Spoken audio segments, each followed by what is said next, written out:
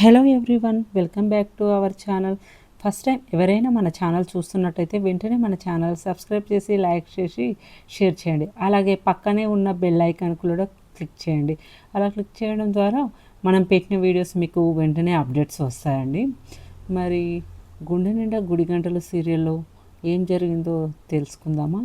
మీరు ఈ episode starting నుంచి ఎండింగ్ వరకు స్కిప్ చేయకుండా చూడండి. అలా చూడడంతో మరి మీకు సీరియల్ అనేది అర్థమవుతుంది. ఇక సీరియల్లోకి వెళ్దామా?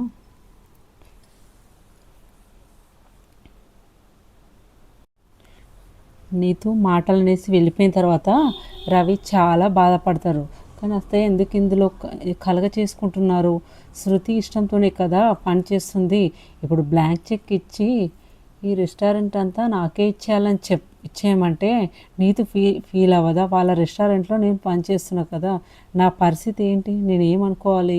అయ్యో ఏం చేయాలని చెప్పేసి రవి ఆలోచిస్తూ ఉంటాడు.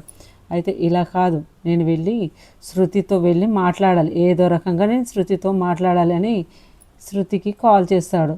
అప్పుడు శృతికి కాల్ చేస్తాడు. ఎక్కడున్నావు శృతి అనగా, ఏమైంది రవి అంటే, ఏం లేదు, చేసిన ఘనకార్యం అంతో ఇంతో కాదు, ఏం చేయాలో అర్థం అవ్వట్లేదంటే, నువ్వు ఎక్కడున్నావు చెప్పు అంటే, నేను ఇంట్లోనే ఉన్నాను అని అంటాడు. సరే, నేను ఇంటికి వస్తున్నాను, ఇంటికి వచ్చాక మాట్లాడతా అని రవి కోపంతో ఫోన్ పెట్టేస్తాడు.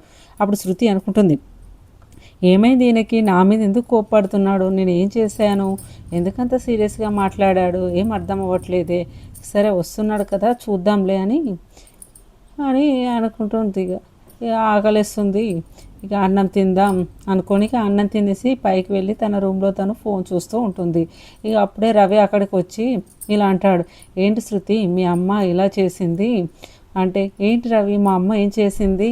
నేనేం చేశాను? నా మీద అరుస్తున్నావేంటి? నువ్వు ఫస్ట్ ఏంటో చెప్పాలి కదా, ఏం జరిగిందో చెప్పాలి కదా, చెప్తేనే అర్థమవుతుంది కదా అంటే, అసలు ఏం చేశారో తెలుసా అత్తయ్య అంటే, నాకు ఎలా తెలుస్తుంది, నువ్వు చెప్పండి. ఏమో రవి, నాకు తెలియదు అంటే, నువ్వే పంపించావేమో అని నేను అనుకుంటున్నాను అంటే, నేను పంపిస్తాను, నేను పంపించవలసిన అవసరం నాకేముంది అంటే, అప్పుడు రవి అంటాడు, అలా కాదు, నువ్వేమైనా పంపించావేమో అని నేను అనుకుంటున్నాను. అయినా అత్తయ్య ఎందుకు వచ్చారు అసలు రెస్టారెంట్కి? ఏం అవసరం అని వచ్చారు అంటే, ఏంటి, మా అమ్మ రెస్టారెంట్కి వచ్చిందా? ఎందుకు వచ్చింది అని అడుగుతుంది. రెస్టారెంట్కి వచ్చి రెస్టారెంట్ అంతా మాకు కావాలి అని బ్లాంక్ చెక్ పైన సంతకం పెట్టి ఇచ్చేసింది. అప్పుడు నీతు అసలు అమ్మే ప్రసక్తే లేదు అని కరాఖండిగా చెప్పేసి వెళ్ళిపోయిందంట. ఇక అప్పుడు అత్తయ్య కూడా అక్కడి నుంచి వెళ్ళిపోయారు. మరి ఇంత చేయవలసిన అవసరం ఏమొచ్చింది మీ అమ్మకు అని అనగా, శృతికి చాలా కోపం వస్తుంది. నాకు అసలు నిజంగా తెలియదు రవి, మా అమ్మ అసలు వచ్చి ఇలా మాట్లాడిందని నాకేమాత్రం తెలియదు, నాకు అసలు తెలియదు రవి, ఐఎమ్ రియల్లీ సారీ, క్షమించు. కానీ మమ్మీ అక్కడికి రావాల్సిన అవసరం ఏముంది, అసలు ఎందుకు వచ్చింది, ఎంత అవసరం ఏముంది మమ్మీకి అని అంటూ ఉంటుంది. ఇప్పుడు ఏం చేయాలి రవి, నాకు చాలా కోపం ఉంది, పైగా బ్లాంక్ చెక్ ఇస్తుందా? తనకు కోట్లుంటే దాచిపెట్టుకొని తను ఏదైనా బిజినెస్ చేసుకోవచ్చు, మన జీవితాలలో ఎందుకు దూరుతుంది? ఇది నాకు ఇష్టమైన జాబ్, నేను చేసుకుంటున్నాను, మధ్యలో మా అమ్మకు అవసరమే వచ్చింది, అయినా ఊరికే బ్లాంక్ చెక్లు ఇస్తూ ఉంది, కావాలా అంటుంది. అసలు కొంచెం కూడా బుద్ధి లేదా మా అమ్మకు? ఒక్కసారి వార్నింగ్ ఇస్తే సరిపోతుంది అంటుంది శృతి. ఇక అప్పుడు రవి అంటాడు, వద్దు శృతి, నువ్వు అలాంటి పనులు ఏం చేయకు, ఆవిడ బాధపడుతుంది, ఆమె మనసు హట్ అవుతుంది, కానీ ఆమె మంచివారే. కాకుంటే ఏంటంటే, డబ్బులున్న అమ్మాయి కాబట్టి నువ్వు రెస్టారెంట్లో వర్క్ చేయడం అసలు ఆమెకు నచ్చడం లేదు. ఎందుకంటే డబ్బు ఉన్నోళ్ళు కాబట్టి నీ ప్రెస్టేజ్, నీ పరువు, వాల్యూ అంతా పోతుందని ఆలోచించి నువ్వు తక్కువగా ఎక్కడ ఉండకూడదని తను అలా చేసి బ్లాంక్ చెక్ అనేది ఇచ్చింది. అక్కడ నువ్వు ఓనర్లా ఉండాలి, సర్వెంట్లా ఉండకూడదని చెప్పి అలా చేసింది అనగా శృతి అంటుంది, కానీ ఇప్పుడు నీతో ఓనర్గా ఉన్న రెస్టారెంట్ తీసుకొని మనం నడిపిస్తామా?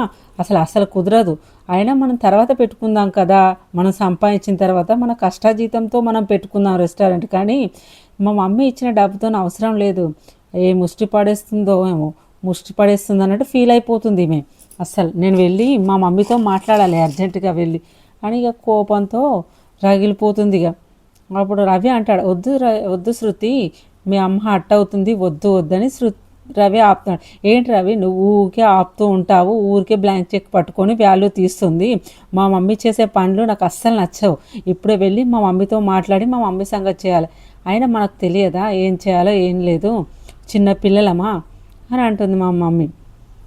ఇప్పుడే మా అమ్మతో మాట్లాడాలి, వెళ్ళి మాట్లాడతాను అని ఇక శృతి వెంటనే తన పుట్టింటికి స్టార్ట్ అవుతుంది. ఇక రవి వెంటనే బతిలాడుతూ తన వెనకాలనే వెళ్ళిపోతూ ఉంటాడు. ప్లీజ్ శృతి వద్దు శృతి, బాధపడుతూ శృతి అన్న కూడా పట్టించుకోదు. అప్పుడు ప్రభావతి కింద ఉంటుంది. ఏంట్రా అంత హడావిడిగా ఎక్కడికి వెళ్తున్నారు? ఏం శృతి ఎక్కడికి వెళ్తున్నావు అంత హడావిడిగా కోపంగా ఉన్నావు? అంటే ఏం లేదంటే నాకు కొంచెం పని ఉంది, నేను బయటికి వెళ్ళాలి, నాకు వర్క్ ఉంది, బయటికి వెళ్ళొస్తానని సీరియస్గా చెప్పి బయటికి వెళ్తుంది శృతి. ఇక రవి అమ్మ మేము ఇప్పుడే వస్తామమ్మా, కొంచెం పని ఉంది, ఇప్పుడే వెళ్ళేసి వస్తామని రవి అంటాడు. ఇక అప్పుడు ప్రభావతి అనుకుంటుంది, ఏమైంది పిల్లకి ఇంత కోపంగా ఉంది, ఈమెకి ఏమైంది, ఎవరన్నా ఏమన్నా అన్నారా ఏంటి, అంత కోపంగా వెళ్తుంది. సరిపోయింది, ఇక ఎవరి గోల వాళ్ళదే, ఏం కోడలో ఏమో అస్సలు చెప్తే వినరు అని ఇక ప్రభావతి గమ్మున కూర్చొని ఉంటుంది. ఇక శృతికి చాలా కోపంతో వాళ్ళ మమ్మీ వాళ్ళ ఇంటి దగ్గరికి వెళ్ళిపోతుంది. ఇక లోపలికి వెళ్ళి గట్టిగా అరుస్తుంది. ఎంత గట్టిగా అంటే గట్టిగా అరుస్తుంది శోభ కోసం. ఇక అప్పుడు శోభ బయటకు వచ్చి, రామ్మ శృతి రారా, ఎన్నాళ్ళైందమ్మా నువ్వు ఇంట్లోకి వచ్చి, రామ్మ కూర్చో అనగా, మమ్మీ నేనేం నీ మర్యాదల కోసం నీ గొప్పల కోసం నేను ఇంటికి రాలేను, నువ్వు చేసే పనులు నాకు నచ్చలేదు అందుకే నేను వచ్చానంటే, నేనేం చేశానే అని అడుగుతుంది శోభ. ఏం చేసావా ఏంటి, ఎప్పుడు చూసినా బ్లాంక్ చెక్ పట్టుకొని చూస్తున్నావేంటి మమ్మీ, నా జీవితం కోసం నువ్వు వేసే డబ్బు నాకు అవసరం లేదు, మేము డబ్బులు సంపాదించుకుంటాం, మా సొంత కాళ్ళపైన మేము ఎదుగుతాం, ఎలా డబ్బు సంపాదించాలో మాకు తెలుసు, నువ్వు నా జీవితంలోకి రాకు, నేను చాలా ప్రశాంతంగా ఉన్నాను, నువ్వు ఊరికే తగుదునమ్మా అంటూ బ్లాంక్ చెక్లు తీసుకొచ్చి మాకు ఇవ్వకు, నా భర్త పరువు కూడా పోగొడుతున్నావు, మేము చాలా కష్టపడి పనిచేస్తున్నాం, తను రాత్రి పగలు కష్టపడి చెప్పుగా తనకు మంచి పేరు ఉంది, తన వాల్యూ తీయకు, నువ్వు నీతు దగ్గరికి వెళ్ళి బ్లాంక్ చెక్ ఇవ్వవలసిన అవసరం ఏముందా మమ్మీ, అది నీతు వాళ్ళ హెడ్ అని తెలుసు కదా, హెడ్ దగ్గరికి వెళ్ళి బ్లాంక్ చెక్ ఇవ్వడం ఏంటి, నీకు అసలు బుద్ధి ఉందా మమ్మీ ఏమైనా అని గట్టిగా అరుస్తుంది శోభ పైన. అప్పుడు శోభ ఇలా అంటుంది, ఏంటే నువ్వు బాగా రెచ్చిపోతున్నావు, నా కూతురు ఒక రెస్టారెంట్లో పనిచేయడం నాకు అస్సలు ఇష్టం లేదు, నువ్వు రెస్టారెంట్కు ఓనర్గా ఉండదని కూలిగా చేయడం ఏంటి, నీకు అసలు బుద్ధి ఉందా, నువ్వు ఎలాంటి ఇంట్లో పెరిగి నువ్వు అలాంటి ఇంట్లోకి వెళ్ళినా కూడా ఒప్పుకున్నావు, అలాంటిది నువ్వు రెస్టారెంట్లో నెలకు కూలి పని చేస్తా అంటే నేను ఒప్పుకుంటానా, మా వాల్యూ ఉంటుందా, నీకు అర్థమవుతుందా నువ్వేం చేస్తున్నావో, అసలు నీకేమైనా పని చేస్తుందా అంటే, నేను దీని గురించి నీకు చెప్పడానికి ఏం రాలేదు, నేను నా గురించి మాత్రం చెప్పడానికి వచ్చాను, నువ్వు చెప్తే వినేవలసిన అవసరం లేదు, నేను చెప్పేది మాత్రం నువ్వు విను, మా జీవితాల్లోకి నువ్వు రాకు, తగుదున్నామంటే బ్లాక్ చెక్ తీసుకొని రాకు, మళ్ళీ అస్సలు చేసుకోకు, మా సొంత కాళ్ళ మీద సొంత పాదాల మీద మేము ఎలాగో నిలబడతాము, మా సొంత డబ్బు సంపాదిస్తాము, మాకు ఎలా ఉండాలో తెలియదా, మేము డబ్బు ఎలా సంపాదించాలో తెలియదా, నువ్వు చెప్తే కానీ మాకు తెలియదా, మా కష్ట జీవితంతో మేము పైకి వద్దాం అనుకుంటున్నాం, కానీ నువ్వు మధ్యలో నువ్వు వచ్చి మొత్తం ఫెయిల్ చేయకు, మేము ఇప్పుడిప్పుడే లైఫ్ అనేది సెట్ అవుతుంది, మళ్ళీ నువ్వు వచ్చి మా లైఫ్ను పిచ్చి పనులు చేసి చెడగొట్టకు, అయినా నువ్వు మా ఇంటికి రావాల్సిన అవసరం ఉంది, నువ్వు ఎందుకు వస్తున్నావు, అక్కడికి వచ్చి చెక్ పట్టుకొని తిరిగావు, ఇప్పుడు రెస్టారెంట్కి వచ్చి చెక్ పట్టుకొని తిరుగుతున్నావు, ఎందుకు మమ్మీ నువ్వు అసలు అంత పిచ్చి పనులు చేస్తున్నావు, ఏంటి మా అమ్మ నీకు అర్థం అవ్వట్లేదా, ఎందుకు అలా చేస్తున్నావు అనగానే సడన్గా వాళ్ళ నాన్న బయటకు వచ్చి, ఏంటి మమ్మీ మీద అరుస్తున్నావు అనగా, చూడండి నాన్న నేను చెప్తున్నా కదా, నా జోలికి రావద్దు, నా లైఫ్లో ఎంట్రీ కాకండి, నా జోలికి రావద్దని మీ ఆవిడకి చెప్పండి అని శృతి అంటుంది. అప్పుడు శృతి వాళ్ళ నాన్న అంటాడు, మీ అమ్మ ఏం చేసింది అని అడుగుతాడు. లేదు డాడీ, నా జీవితంలోకి ప్రతిసారి వస్తుంది, ఏమనంటే బ్లాంక్ చెక్కులు పట్టుకొని వస్తుంది, ఇప్పుడు చూస్తే నేను జాబ్ చేసే రెస్టారెంట్కి వచ్చి చాలా దారుణంగా మాట్లాడింది, నా రెస్టారెంట్ ఓనర్కి బ్లాంక్ చెక్ ఇచ్చి రెస్టారెంట్ అంతా నాకు హ్యాండ్ ఓవర్ చేయండి అని బ్లాంక్ చెక్ ఇచ్చి సంతకం పెట్టింది, నేను ప్రతిసారి చెప్తున్నాను మా జీవితంలో ఎంట్రీ కాకు, మా జీవితాన్ని పట్టించుకోకు, అసలు నువ్వేం ఇన్వాల్వ్ కాకు అని చెప్తే కూడా వింటలేదు. రవి పరిస్థితి ఏంటి డాడీ, తను ఎంత మంచి షెఫో తెలుసా మీకు, ఒక వర్క్ ఇస్తే తను ఎంత పర్ఫెక్ట్గా చేస్తాడో తెలుసా, ఆ రెస్టారెంట్కి మా రవి వల్ల పేరు వచ్చింది, మీరు దానికి గర్వపడి మీ దగ్గర డబ్బు ఉంది కదా అని రెస్టారెంట్ అంతా కొనేసుకుంటా అంటే ఎవరికైనా ఎలా ఉంటుంది, తన దగ్గర కొన్నేళ్ల నుంచి చేస్తున్నాడు, తనకు కృతజ్ఞత అనేది ఉంటుంది కదా, వాళ్ళకి తెలియదా ఎప్పుడు ఏం చేయాలో ఎప్పుడు ఎలా ఉండాలో, మా దగ్గర డబ్బులు సమకూర్చిన తర్వాత మేమే సొంతంగా రెస్టారెంట్ పెట్టుకుంటాం, కానీ మమ్మీకి అర్థం కాకుండా ఇలా ఎందుకు చేస్తుందో నాకు అస్సలు అర్థం కావడం లేదు అనగా శృతి వాళ్ళ డాడ్ అంటాడు, నువ్వేంట్రా ఏం మాట్లాడవు, అసలు ఏంటి సైలెంట్గా ఉంటావేంట్రా, నువ్వేం మాట్లాడవేంటి అంటే, నేనేం మాట్లాడాలి మామయ్య, అత్తయ్య గారిని అలా ఇన్వాల్వ్ కావద్దని చెప్పండి, అత్తయ్య గారు అలా వచ్చేసరికి నాకు తల తీసేసినట్టు అయింది. నీతు మేడం కూడా చాలా బాధపడిపోయారు అత్తమ్మ అలా చేసినందుకు, దయచేసి అర్థం చేసుకోండి మమ్మల్ని, ఊరికే రెస్టారెంట్కు ఇంటికి బ్లాంక్ చెక్ పట్టుకొని తిరగొద్దని చెప్పండి మామయ్య, సరదాకైతే రావచ్చు కానీ ఇలా పట్టుకొని చెక్ తిరిగితే ఎవరైనా ఎలా ఉంటుంది మామయ్య, మీరైనా చెప్పండి. అప్పుడు శృతి వాళ్ళ డాడీ అంటాడు, శోభ నువ్వు ఎక్కడికి వెళ్ళవలసిన అవసరం లేదు, వాళ్ళ జీవితాలు వాళ్ళ లైఫ్ ఏంటో వాళ్ళు చూసుకుంటారు, మధ్యలో నీకేం పని, డబ్బులు అని పట్టుకొని వాళ్ళు వెనకాల తిరుగుతున్నావు, వాళ్ళకి తెలియదా ఎలా బతకాలో, వాళ్ళకి చిల్లరిసిరేయడం ఎందుకు, నువ్వు వాళ్ళ బతుకు వాళ్ళు బతున్నారు కదా, ఇప్పుడు తన అత్తారింటికి వెళ్ళిపోయింది, తనెవరో మనమెవరో, ఒకవేళ పుట్టిల్లు అవసరం ఉందంటే తను వచ్చి తినేసి వెళ్ళిపోతుంది, నువ్వు ప్రతిసారి వెళ్ళి బాధపడడం కూడా నాకు ఇష్టం లేదు అనగా శృతి చాలా బాధపడుతుంది.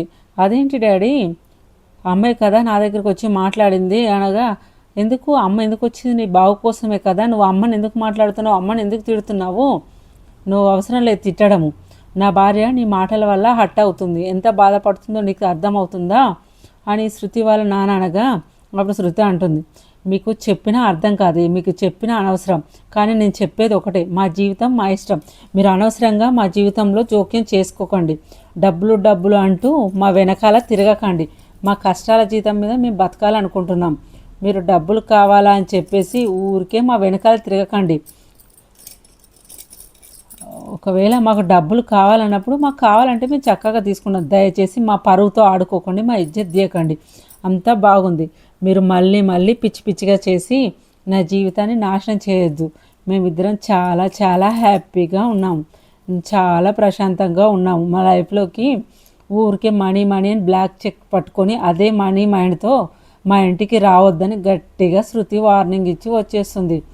అప్పుడు రవి ఇలా అంటాడు, సారీ మామయ్య, మీరేమనుకోకండి అత్తయ్య, కొద్దిగా ఈ మాట చెప్పేదైతే వినండి మామయ్య అత్తయ్య అని ఇక చెప్తూ శృతి వెనకాలే వెళ్ళిపోతాడు. ఇంకా అప్పుడు శృతి కోపంతో బయటకు వచ్చి ఏడుస్తూ ఉంటుంది. ఏడుస్తూ ఉంటే, అదేంటి శృతి ఇప్పటిదాకా కోపంగా మాట్లాడి అప్పుడే ఏడుస్తున్నావు అని అనగా, ఏం లేదు రవి, ఎంతైనా మా పేరెంట్స్, ఏం చేయను, ఇంత పిచ్చి పనులని చేస్తుంది మా అమ్మ, ఏం చేయాలి, అమ్మని తిట్టాననే బాధ, నాన్నని ఇలా అన్ననే బాధ నాకు కొంచెం ఉంటుంది కదా, నా జీవితం ఏదో నన్ను బతకనీయక ఊరికే నన్ను ఎందుకు ఇలా బాధ పెడుతున్నారు, మనకు డబ్బు ఒకవేళ అవసరం ఉంటే మనం వెళ్ళి అడుగుతాం కదా, అడగంది ఎందుకు ఇలా వస్తుంది మా అమ్మ, ఇంత పిచ్చి పనులు చేస్తుంది, నాకు అర్థం కావడం లేదు అని ఇక అంటుంటుంది. ఇక మీరు కమింగ్ ఎపిసోడ్లో ఏం జరుగుతుందో తెలుసుకోవాలంటే మన ఛానల్ వెంటనే సబ్స్క్రైబ్ చేసి లైక్ చేసి షేర్ చేయండి. మన వీడియో కనుక నచ్చినట్టయితే ఒక లైక్ వేసుకోండి. Thank you for watching our videos.